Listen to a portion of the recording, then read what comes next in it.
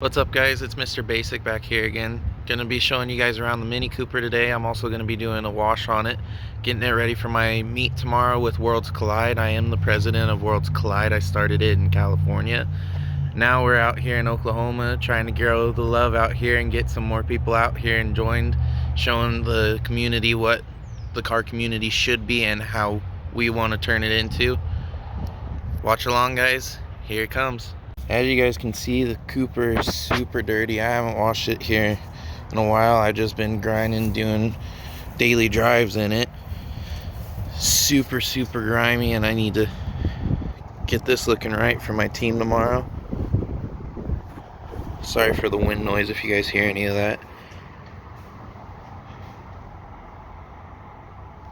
But we're gonna get it looking right here in just a minute. For those of you who didn't know, I actually did detail professionally in California for about a year and a half. So all my chemicals are from when I was detailing out there. So some of this looks weird and you don't know what it is, I'll explain for you guys. So starting off, I do use the 2-bucket method, which are these 2 buckets here.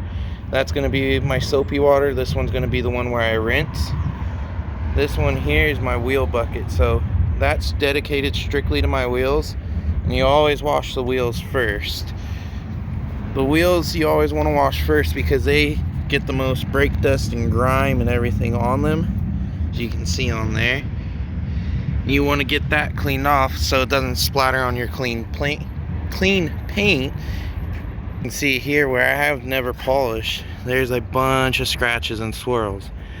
Later on in the year, when it starts to warm up, I'm going to be polishing it out and getting this thing looking right. But I'm not going to ceramic coat or anything on it because this is going to be wrapped. Hopefully here in the near future, but my girlfriend and I are trying to buy a house later on. So I'm trying to save as much money as we can. Alright, let's get started on the washing process.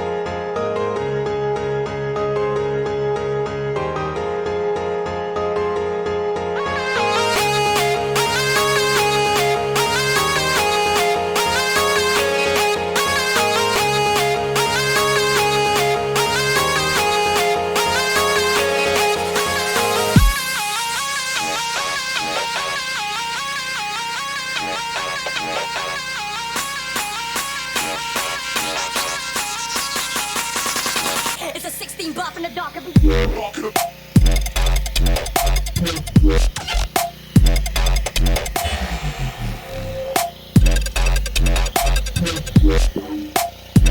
a 16 bop in the dark.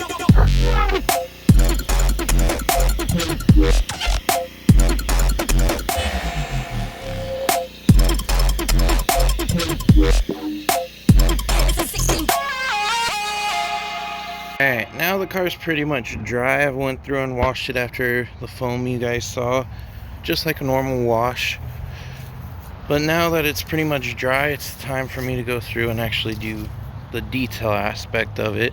Get all my black trim back to black, clean the glass, dress the tires, make the tires look pretty, detail the little bits of the rim that didn't get clean, and then do the interior. Once that's all done, top it off with an air freshener and the vehicle's done. That's how I do my jobs when I go out to people's houses and wash their cars as well. But now you can see that a lot of the gloss has been brought back to the paint. You can really see it on the passenger side where it's not getting beaten down by light. Lots of the gloss is back now. Not too bad for not being washed in a few months.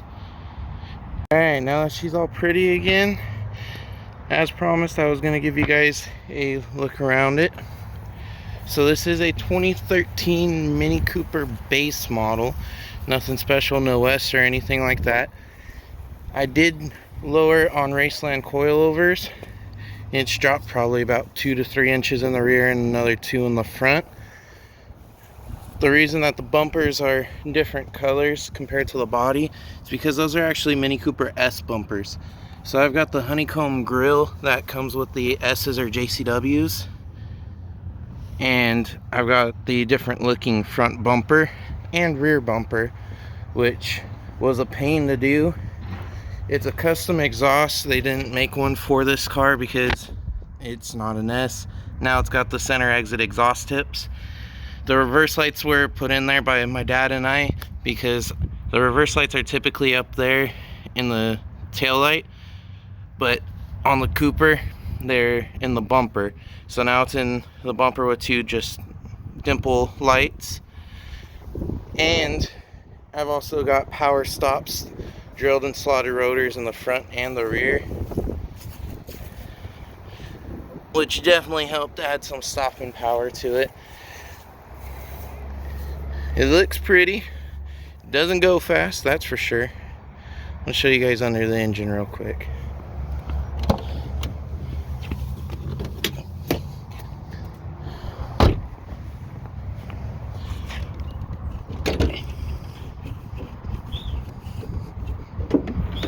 Now I haven't detailed the engine bay in a while, but this is the N16 motor that comes in the Coopers. It's pretty much stock in here other than a K&N intake. Now the reason that I got that intake is because it was California legal, which doesn't matter to me anymore. I've got a John Cooper Works strut bar, which that surprisingly I did notice a difference with. It helped out a lot in stiffening the front end. Makes it a little bit more fun to drive around.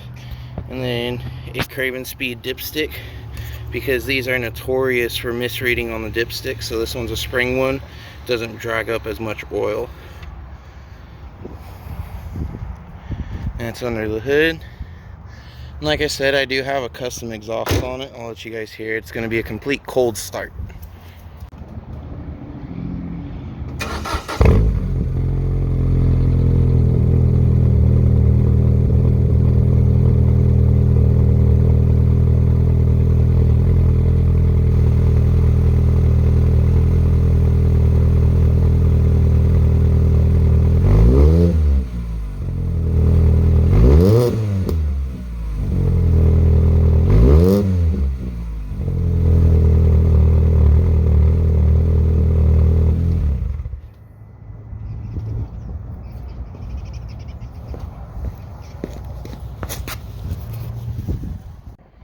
As you can hear, it's got a little bit of pops now. Once it's completely warm, it sounds a lot better. All that's done is a second cat delete and a MagnaFlow muffler. Moving on to the inside, not much has been done, just aesthetic stuff like the lock rings that say Mini, rubber floor mats.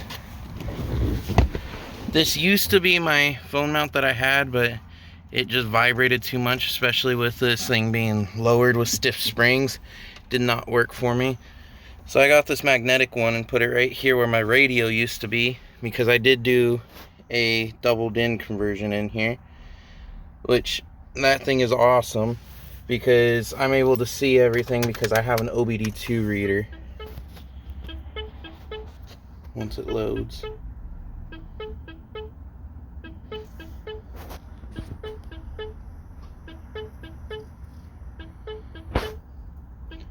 So now it's all connected to the ECU. It shows me my air temp, my coolant, my volts, anything I want, and I can change that screen up too. That's just the way that I wanted it. And then it works just like a tablet.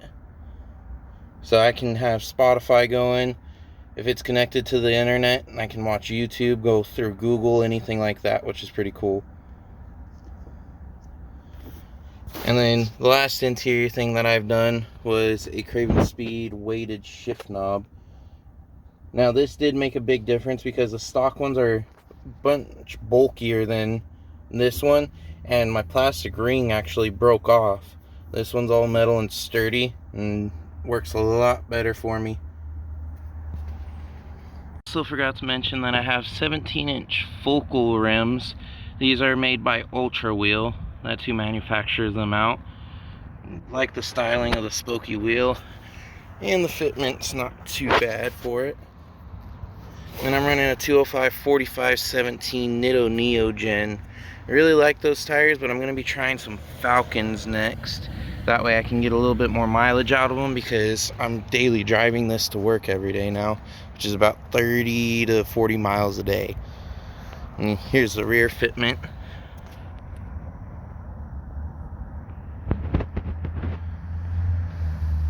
Not too shabby. So if you guys like the Cooper or any of my other vehicles, like my Chevy back there that's broke once again, go ahead and consider giving me a sub or a like or anything like that. It does truly help. Shows me that you guys like the content I'm creating. Like I said, I go to car shows and car meets all the time with the Cooper. I'm going to start taking my truck as well. My girlfriend has this F-150 that we're going to start building slowly but surely for her. This is just going to be a daily driver build, but something that's modified for her.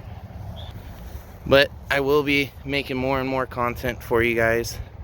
Next up will be Liqui Moly oil change on the Cooper with the Liqui Moly valve clean. Gonna try and clean up some of that carbon buildup that Mini Coopers are notorious for. After that, we're gonna start getting into the truck.